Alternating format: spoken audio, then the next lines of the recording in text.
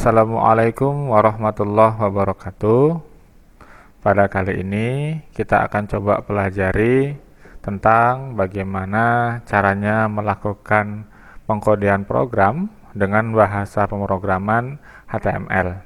Nah, untuk membuat sebuah pemrograman HTML, software yang pertama kali harus kita butuhkan atau kita install di laptop kita, itu yang pertama adalah sebuah text editor. Di sini saya akan menggunakan Sublime. Kemudian yang kedua adalah kita membutuhkan sebuah browser. Nah, untuk text editor dan browser ini, kalian bisa menggunakan text editor dan browser yang lain. Contohnya untuk text editor, kalian bisa menggunakan Notepad++, bisa juga menggunakan Visual Studio Code. Kemudian untuk browsernya, kalian bisa menggunakan Firefox atau Opera. Nah, kali ini saya akan coba menjelaskan bagaimana caranya melakukan pengkodean program bahasa HTML menggunakan text editor Sublime dan browsernya adalah Google Chrome. Nah, pertama kali yang harus kita lakukan di dalam text editornya adalah kita persiapkan terlebih dahulu sebuah file baru. Untuk membuat sebuah file baru, kita bisa menekan atau mengklik menu file, kemudian kita pilih new file,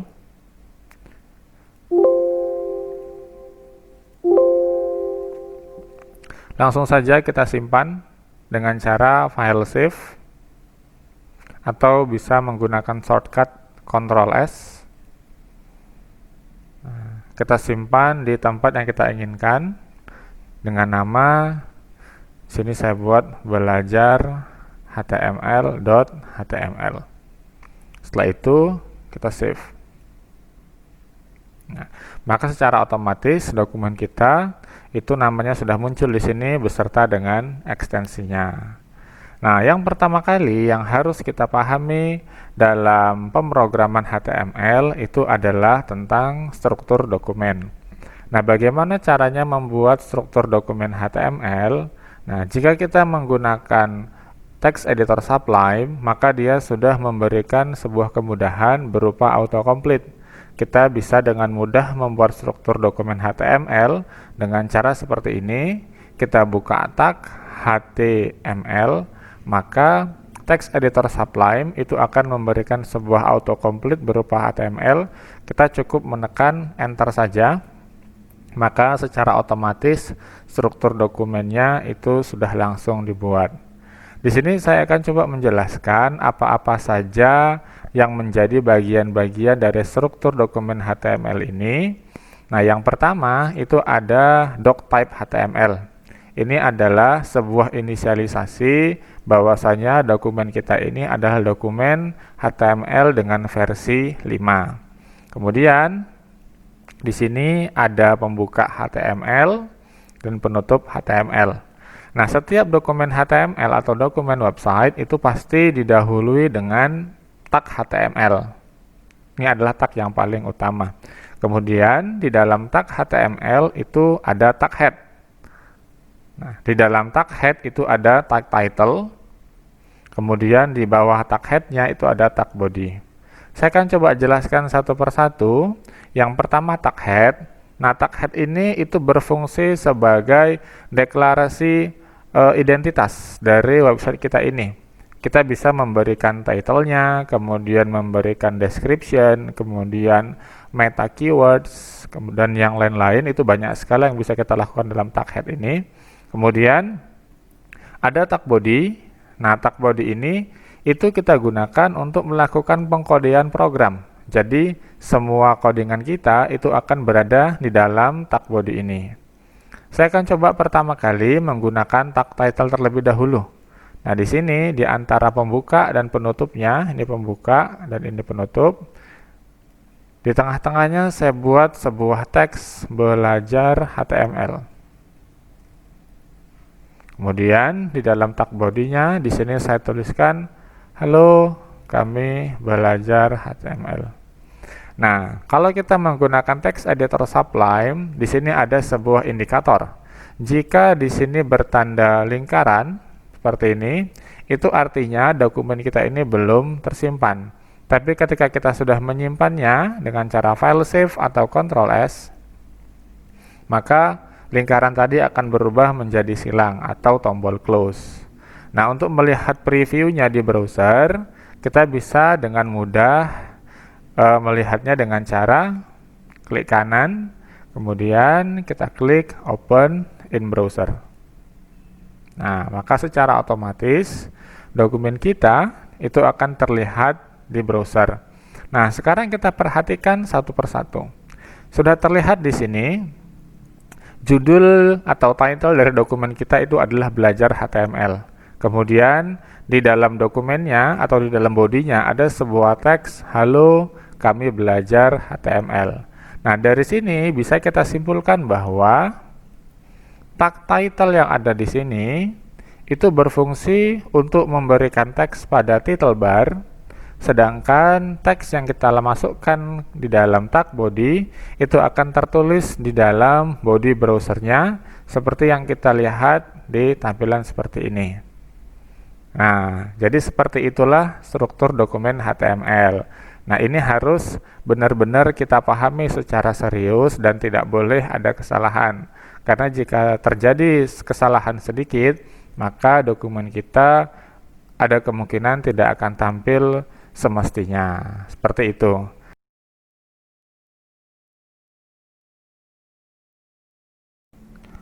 Halo siswa-siswi sekalian, sekarang kita masuk ke pembahasan yang kedua, di mana pembahasan pertama kita sudah membahas tentang struktur dokumen, dan pembahasan kedua ini kita akan membahas tentang format dokumen berupa heading.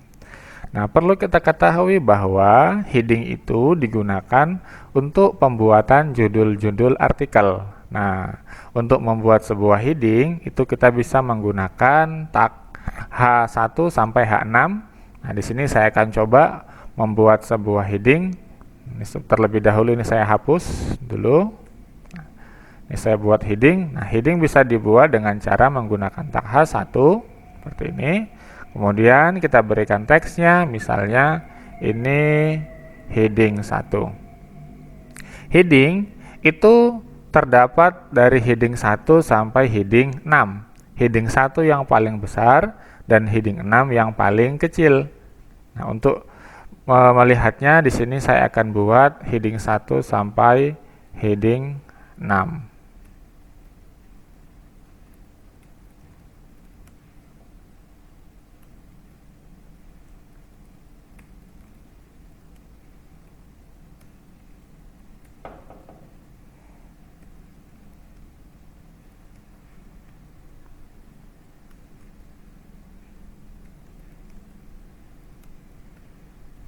Nah, di sini sudah bisa kita lihat saya membuat 6 buah heading dimulai dari H1 sampai H6 seperti yang saya sampaikan tadi, bahwasanya heading 1 adalah judul yang paling besar, sedangkan yang H6 adalah judul dengan ukuran yang paling kecil.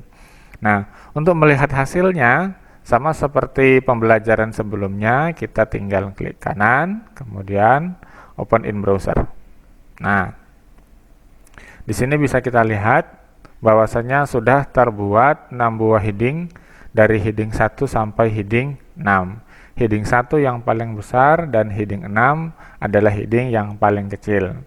Nah, jika kita memaksakan ingin membuat heading 7, maka secara otomatis HTML akan menolak codingan yang kita berikan. Di sini misalnya saya buat ini heading 7. Maka ketika kita simpan dan kita preview di browser, maka tulisan ini heading 7 itu akan berupa teks biasa. Tidak ada keistimewaan dari tulisan ini heading 7. Dengan kata lain, tag H7 yang kita buat di sini itu tidak ada maknanya sama sekali. Di sini saya hapus saja. Jadi bisa kita simpulkan bahwasanya untuk membuat judul sebuah artikel, kita bisa menggunakan 6 pilihan dimulai dari H1 sampai H6 dengan ketentuan H1 yang paling besar dan H6 adalah heading yang paling kecil. Selanjutnya kita akan membahas tentang paragraf.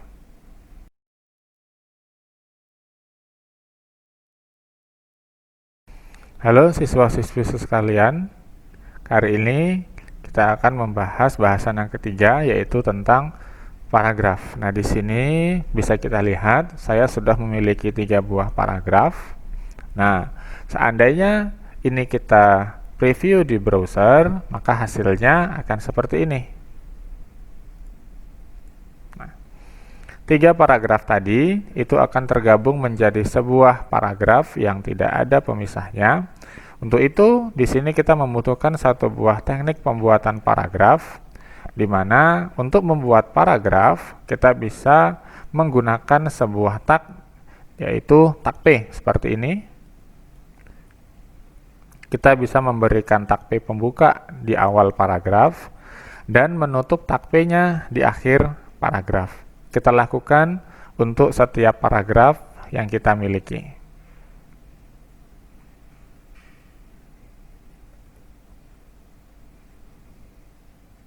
Nah, setelah kita berikan paragrafnya itu, setelah kita berikan tag P pada semua paragraf, maka nantinya ini akan secara otomatis diformat menjadi 3 buah paragraf oleh browser.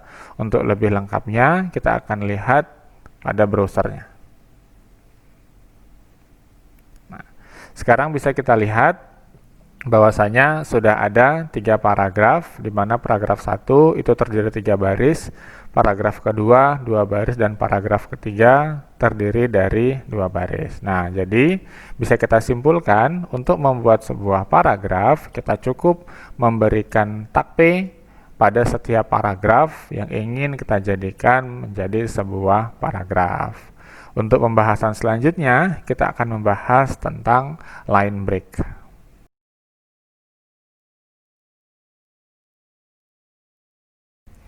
Halo siswa-siswi sekalian, kali ini kita akan masuk ke pembahasan yang keempat, yaitu tentang line break.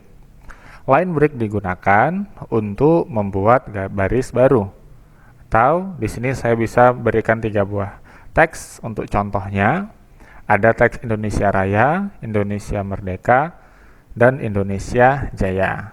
Nah, untuk lebih jelasnya, kita akan coba lihat terlebih dahulu bagaimana teks ini tampil di browser. Nah,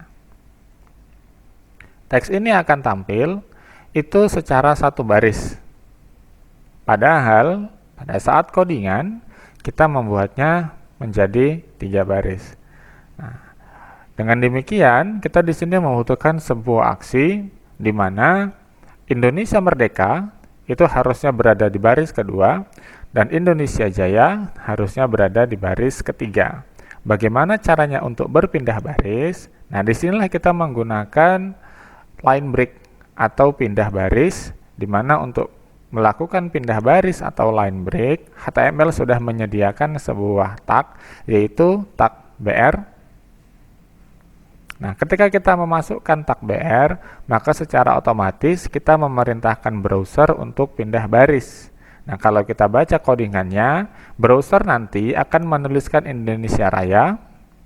Setelah itu, browser akan pindah baris ke baris berikutnya dan menuliskan teks berikutnya, Indonesia Merdeka. Nah, berarti di sini kita butuhkan satu buah BR lagi, sehingga setelah proses penulisan Indonesia Merdeka, maka browser akan berpindah baris dan menuliskan Indonesia Jaya pada baris ketiga. Untuk lebih jelasnya, kita simpan terlebih dahulu dengan shortcut Ctrl S, kemudian kita preview di browser. Nah, setelah kita memberikan break, maka di sini browser akan membaca proses perpindahan baris. Seperti yang sudah saya jelaskan tadi, setelah penulisan Indonesia Raya, maka browser akan berpindah baris ke baris berikutnya dan menuliskan Indonesia Merdeka. Kemudian setelah Indonesia Merdeka, tadi kita memberikan sebuah break, maka secara otomatis browser akan berpindah baris dan menuliskan Indonesia Jaya di baris berikutnya. Nah, seperti itulah proses pemberian line break atau break untuk perpindahan baris dalam dokumen HTML. Untuk materi berikutnya, kita akan membahas tentang bagaimana caranya untuk membuat penulisan tebal, miring, dan bergaris bawah.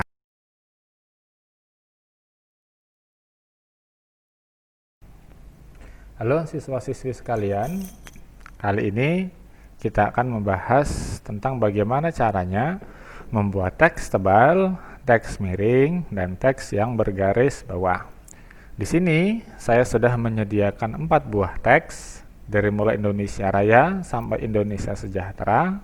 Nah, bisa kita perhatikan keempat teks ini, itu kalau kita preview di browser, maka akan tertulis secara normal. Di sini kita akan ingin membuat Indonesia Raya menjadi tebal, Indonesia Merdeka menjadi miring, Indonesia Jaya menjadi ada garis bawahnya, sedangkan Indonesia Sejahtera ini kita akan membuatnya menjadi tebal, miring, dan bergaris bawah. Bagaimana caranya untuk membuat demikian? Kita bahas yang pertama. Untuk membuat sebuah teks tebal, kita bisa menggunakan sebuah tag di HTML, yaitu tag B. Kemudian kita tutup di akhir teksnya dengan B penutup seperti ini. Nah, ketika kita memberikan tag B, maka secara otomatis browser itu akan mendefinisikannya bahwasanya teks itu akan diberikan efek tebal. Seperti yang kita lihat di sini, setelah kita simpan dan kita refresh, maka di sini bisa kita lihat tulisan Indonesia Raya sudah menjadi tebal atau bold. Kemudian yang kedua, di sini kita ingin memberikan efek miring pada teks Indonesia Merdeka. Nah, untuk membuat teks miring di HTML ada sebuah tag, yaitu tag I yang merupakan singkatan dari italic. Kemudian kita buka di awal dan kita tutup di akhir. Kalau kita save dan kita preview di browser, maka secara otomatis tulisan Indonesia Merdeka itu akan tertulis secara miring. Yang ketiga, di sini kita ingin memberikan teks Indonesia Jaya ada garis bawahnya. Bagaimana cara membuatnya? Nah, untuk membuat sebuah garis bawah, itu kita cukup memberikan tag U di awal teksnya dan menutup tag U di akhir teksnya. U merupakan singkatan dari underline. Untuk melihat hasilnya, kita save terlebih dahulu, kemudian kita refresh di browsernya. Maka secara otomatis teks Indonesia Jaya itu akan bergaris bawah. Dan untuk yang keempat, di sini kita akan membuat sebuah teks kombinasi di mana teks Indonesia Sejahtera itu akan kita buat dengan penulisan tebal, miring, dan bergaris bawah. Bagaimana cara membuatnya? Nah, yang pertama itu kita bisa menggunakan tag B terlebih dahulu, kemudian kita tutup tag B di akhir teksnya. Nah, ini jika kita save dan kita preview di browser, maka teksnya masih tebal. Nah, kita butuhnya teks ini di samping tebal, miring, dan bergaris bawah. Nah, untuk membuatnya setelah tebal dan miring, berarti kita membutuhkan tag I. Tag I di sini bisa kita masukkan setelah tag B, ataupun di sebelum tag B. Di sini saya coba masukkan di setelah tag B saja, dan ditutup di sebelum B. Nah, di sini perlu kita perhatikan bahwasanya terdapat sebuah perbedaan antara pembuka dan penutupnya. Di sini logikanya adalah jika tag yang pertama dibuka adalah tag B, maka tag B adalah di penutup yang terakhir. Seperti itu ya. Nah, kemudian jika kita ingin menambahkan satu tag lagi berupa tag bergaris bawah, kita tinggal melanjutkannya setelah tag I. Kita bisa masukkan tag U, kemudian kita tutup tag U-nya di sini. Nah, jadi bisa kita simpulkan bahwasanya kalau untuk membuat tagnya tulisannya tebal, miring, dan bergaris bawah, itu tag yang kita gunakan adalah tag B, I, dan U, sedangkan penutupnya itu adalah kebalikannya, yaitu U, I, dan B. Untuk melihat hasilnya, itu bisa kita save, kemudian kita preview di browser. Nah, maka secara otomatis teks Indonesia Sejahtera itu akan tebal, kemudian miring, dan bergaris bawah. Nah, itulah bagaimana caranya untuk membuat penulisan tebal, miring, dan bergaris bawah. Untuk materi selanjutnya, kita akan membahas tentang pembuatan list.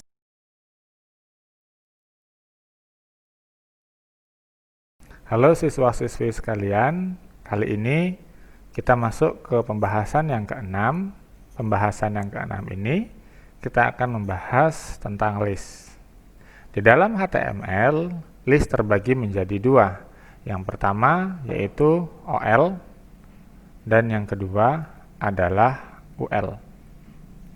OL merupakan singkatan dari ordered list, sedangkan UL merupakan singkatan dari unordered list, di mana untuk bentuknya OL itu akan terbentuk menjadi list yang teratur, di mana untuk pembuatan listnya itu akan berbentuk angka, huruf, atau angka Romawi, sedangkan UL untuk pembuatan listnya dia akan terbentuk menjadi berupa simbol lingkaran, simbol kotak, atau simbol cakram. Kita akan coba bahas satu per satu. Yang pertama, kita akan coba membuat sebuah list menggunakan tag OL. Nah, di sini saya akan membuat sebuah teks, misalnya makanan tradisional Indonesia.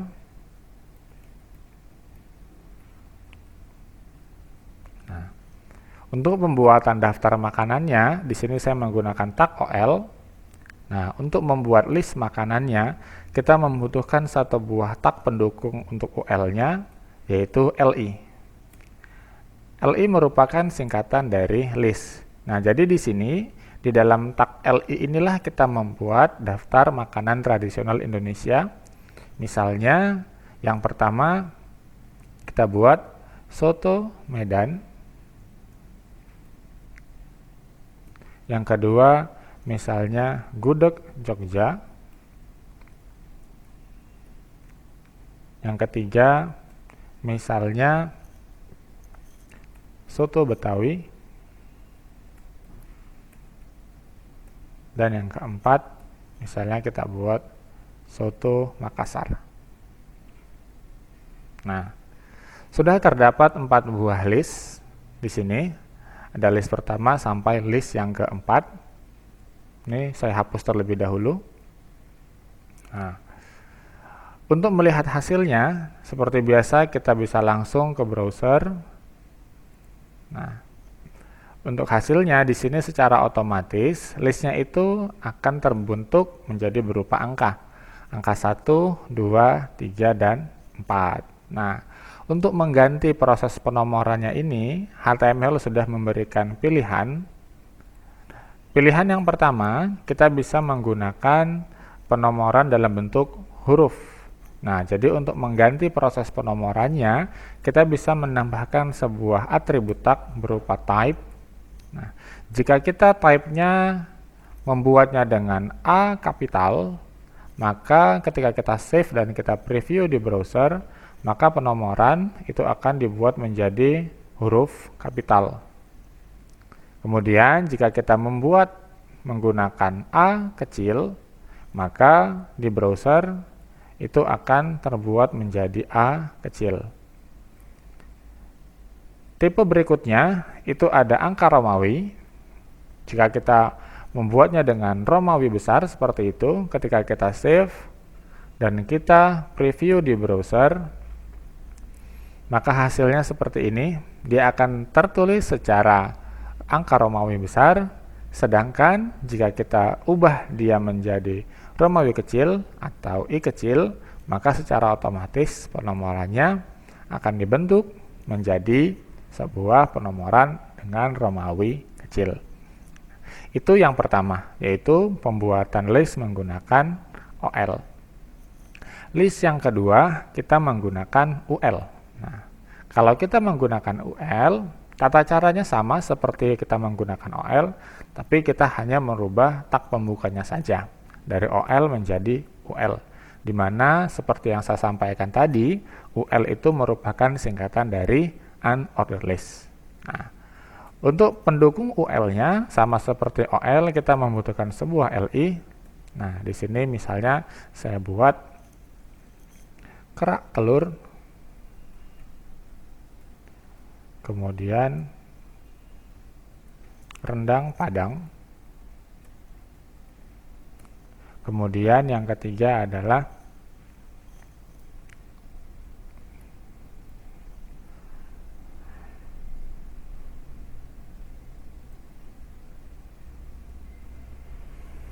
empek-empek Palembang.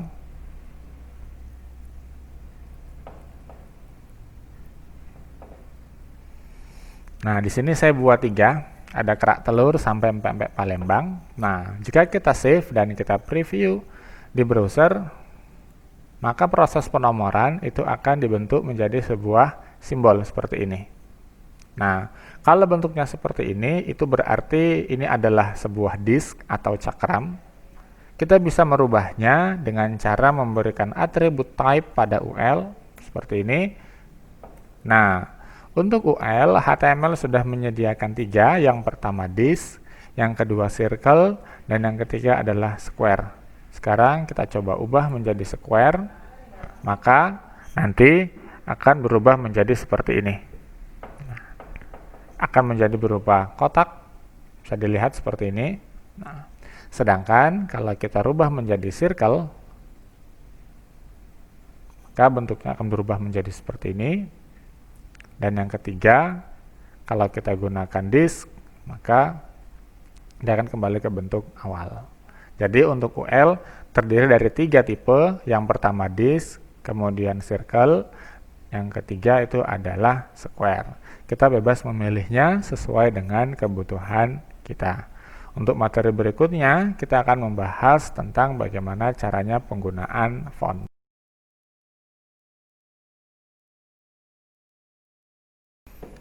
Halo siswa-siswi sekalian, kali ini kita masuk ke pembahasan yang ketujuh, yaitu tentang pembuatan font. Di sini saya sudah menyediakan sebuah teks berupa Bangkitlah Indonesia, Majulah Indonesia. Nah, font itu digunakan untuk pemberian warna teks, kemudian pemberian ukuran teks, dan pengaturan jenis huruf yang digunakan. Nah, untuk menerapkan font di dalam sebuah teks, kita cukup memberikan tag font pada pembuka, kemudian kita menutup tag font di bagian akhir teksnya. Nah, jika kita hanya memberikan tag font saja, maka ini belum berefek apapun terhadap teks yang kita maksud. Jadi di sini kita harus memberikan sebuah atribut pelengkap, di mana ada 3 pelengkap untuk font. Yang pertama adalah size, kemudian ada face, dan yang ketiga adalah color. Di mana size itu untuk pengaturan ukuran, face untuk pengaturan jenis hurufnya, sedangkan color digunakan untuk pemberian warna. Untuk size sendiri itu ukurannya dimulai dari 1 sampai 7. Sedangkan untuk face dan color itu kita bisa menyesuaikan, kita ingin membuatnya dengan jenis huruf apa dan warna apa.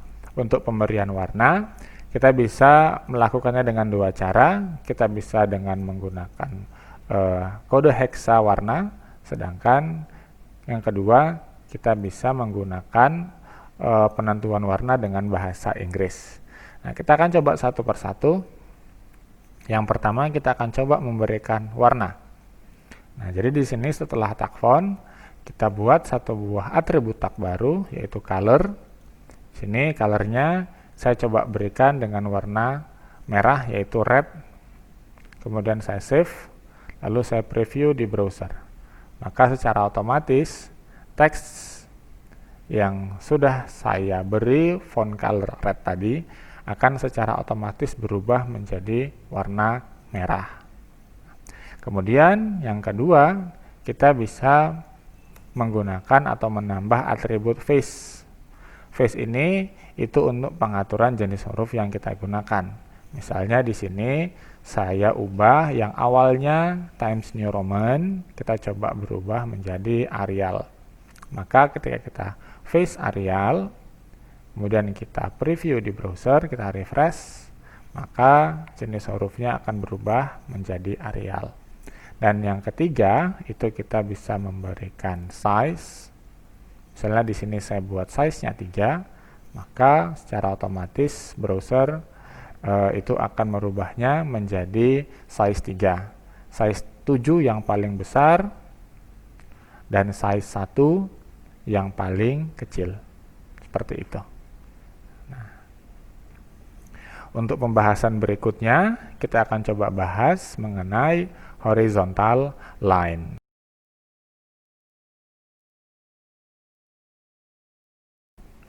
Halo siswa-siswi sekalian, kali ini kita akan membahas ke pembahasan yang ke-8, yaitu tentang horizontal line.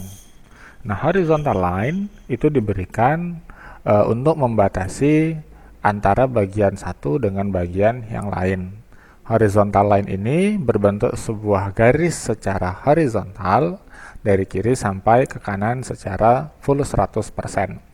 Nah, untuk contohnya di sini misalnya saya membuat ada 2 buah paragraf, paragraf 1 dan paragraf kedua. Kalau kita perhatikan di browser hasilnya seperti ini.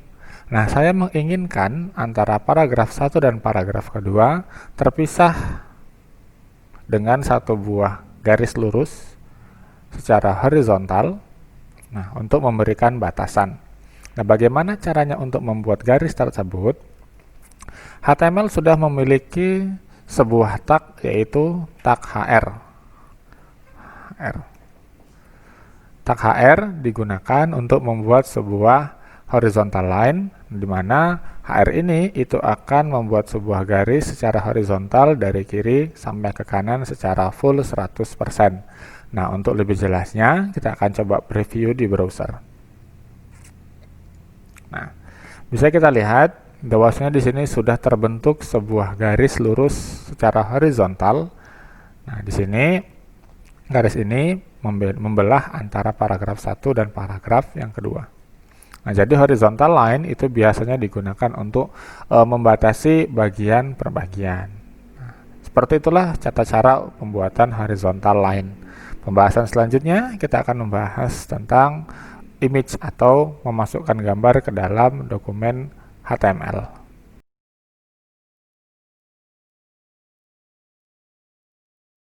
Halo siswa-siswi sekalian, kali ini kita sudah masuk ke pembahasan yang ke-9, yaitu tentang image.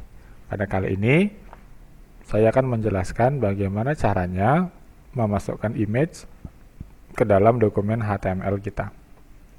Nah, untuk memasukkan image atau gambar ke dalam dokumen HTML kita, yang pertama kita persiapkan adalah file gambarnya itu sendiri. Nah, di sini perlu kita pahami bahwa gambar tersebut kita usahakan harus berada di dalam satu folder dengan dokumen kita ini. Nah, dokumen di sini punya saya dengan nama belajar html.html terletak di drive D, kemudian di dalam folder belajar. Berarti file gambar tersebut yang ingin kita masukkan ke dalam dokumen web kita harus berada di drive D, kemudian masuk ke dalam folder belajar. Seperti itu ya. Nah, di sini saya sudah menyediakan ada 1 buah gambar. Nah, di sini bisa dilihat ya. File saya, file dokumen web saya dengan file gambar saya itu berada dalam satu folder, yaitu folder belajar. Nah, kalau kita gambarnya berada di luar folder, sebenarnya tidak ada masalah, tetapi nantinya akan menyulitkan kita untuk proses pemasukan gambar ke dalam dokumen webnya. Jadi supaya lebih mudah, sangat disarankan file tersebut berada di satu folder besar beserta dengan filenya. Nah, di sini file gambar saya itu dengan ekstensi JPG dan dengan nama gambar 1. Nah, di sini kita akan coba bagaimana caranya memasukkan gambar ini ke dalam dokumen web di belajar html.html. Untuk memasukkan sebuah gambar, kita membutuhkan sebuah tag, yaitu tag img seperti ini. Kemudian secara otomatis Sublime itu akan memberikan satu buah atribut baru, yaitu src, di mana src ini merupakan singkatan dari source atau sumber. Jadi maksudnya gambarnya itu gambar yang mana. Nah, di sini di bagian source ini kita tinggal memasukkan nama file gambar beserta dengan ekstensi yang sudah kita tentukan tadi. Nah, di sini gambar kita adalah gambar1.jpg-nya. Gambar1.jpg. Kemudian kita bisa langsung preview di browser. Nah, gambarnya sangat besar seperti ini. Nah, supaya gambarnya sesuai dengan ukuran yang kita inginkan, kita bisa memberikan tag atribut tambahan berupa width. Misalnya width-nya di sini kita buat 400 pixel. Nah, kita save, kemudian kita preview, lalu kita refresh. Maka secara otomatis browser akan membuat gambar tadi dengan lebar 400 pixel dengan ketinggian yang sudah ditentukan oleh browser, sehingga gambarnya terbentuk secara proporsional. Nah, begitulah bagaimana caranya memasukkan gambar ke dalam dokumen website. Selanjutnya, kita akan membahas tentang bagaimana caranya membuat sebuah tabel.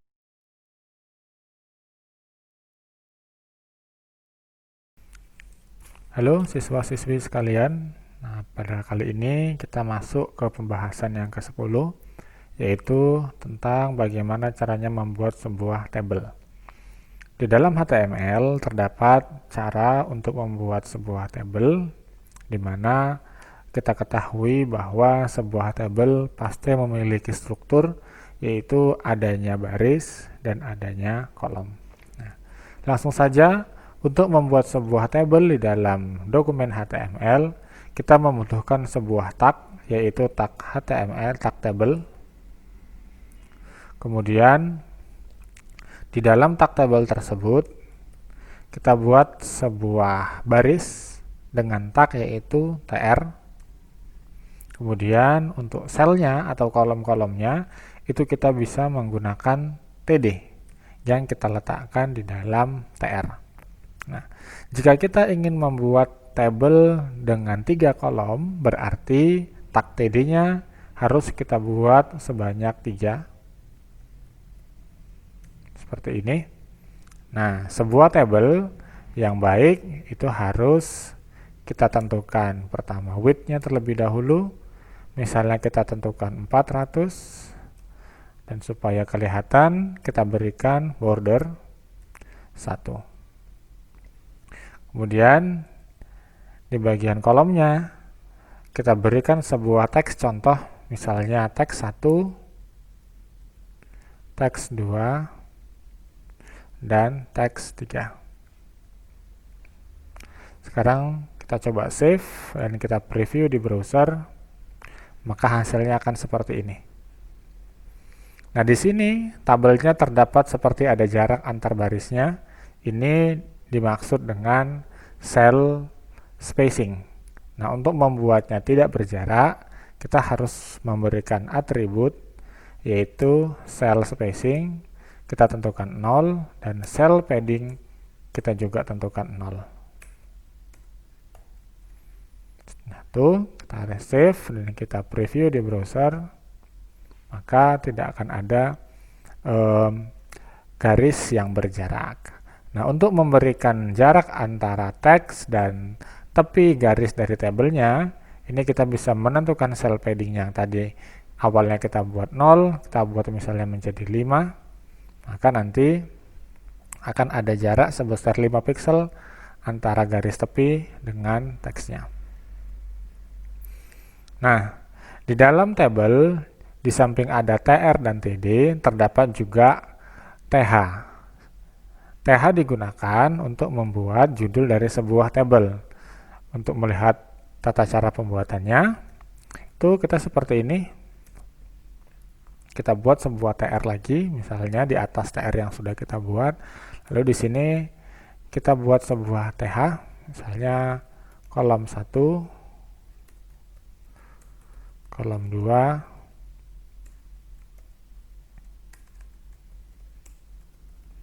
kolom 3. Nanti hasilnya akan seperti ini. Nah, terdapat perbedaan kalau seandainya kita menggunakan TD dengan TH. Kalau TD, dia akan dituliskan secara teks biasa, sedangkan kalau kita menggunakan TH, itu akan terbuat menjadi sebuah judul dari tabel dengan tulisan yang tebal dan rataan berada di tengah. Untuk kompleksitas dari sebuah tabel, itu kita tinggal menentukan berapa jumlah baris dan berapa jumlah kolomnya.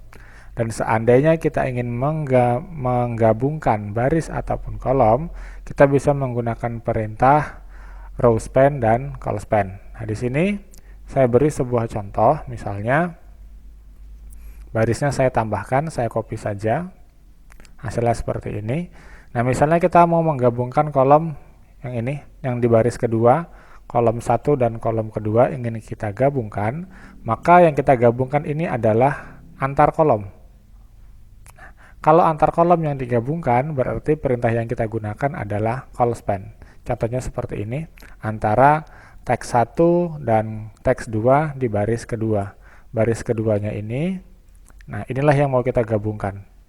Nah, caranya cukup memberikan sebuah atribut col span dan berapa jumlah kolom yang akan digabungkan, misalnya 2. Setelah itu, yang kolom keduanya itu kita hapus seperti ini, karena dia sudah masuk nanti ke col span-nya. Kalau sudah, ini tinggal kita save, maka hasilnya seperti ini. Dan sama halnya jika kita ingin menggabungkan sel yang berada di baris yang berbeda, misalnya ini, tulisan teks 3 di baris kedua dengan teks 3 di baris ketiga ingin kita gabungkan, maka perintah yang kita gunakan adalah row span. Contohnya ini teks 3 di baris kedua dan teks 3 di baris ketiga. Ini kita mau kita gabungkan. Caranya cukup di salah satunya kita berikan atribut row span. Jumlah sel yang mau digabungkan adalah 2, maka di sini kita buat 2 dan pasangannya itu kita hapus.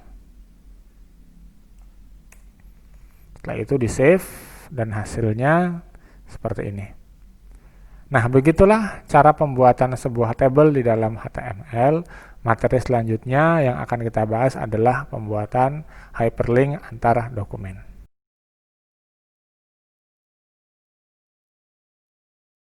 Halo siswa-siswi sekalian, kali ini kita masuk ke pembahasan yang ke-11, yaitu tentang bagaimana caranya membuat sebuah hyperlink. Nah, jadi di dalam pemrograman HTML kita dituntut untuk bisa menggunakan hyperlink sehingga kita bisa menghubungkan antara satu halaman dengan halaman yang lain. Di sini sebelumnya saya sudah menyiapkan 2 buah halaman. Ada halaman 1.html di mana isinya adalah title halaman 1 dan teks halaman 1 saja. Kemudian saya sudah menyiapkan satu halaman lagi yaitu halaman 2 dengan title halaman 2 dan teks di body halaman 2. Nah, kita akan coba membuat sebuah hyperlink untuk menuju ke halaman 1 dan halaman 2. Perlu diingat supaya proses hyperlink ini berjalan dengan baik, maka ketiga file ini itu diharapkan diletakkan di satu folder yang sama. Contohnya di sini saya letakkan di drive D, folder belajar, maka ketiga file ini itu saya letakkan di satu folder yang sama yaitu di folder belajar sehingga proses hyperlinknya menjadi lebih mudah. Nah, langsung saja jika kita ingin membuat sebuah link, yang pertama kita harus siapkan terlebih dahulu teks ataupun button yang ingin kita jadikan acuan untuk perpindahan linknya. Nah, di sini saya siapkan sebuah teks, misalnya klik di sini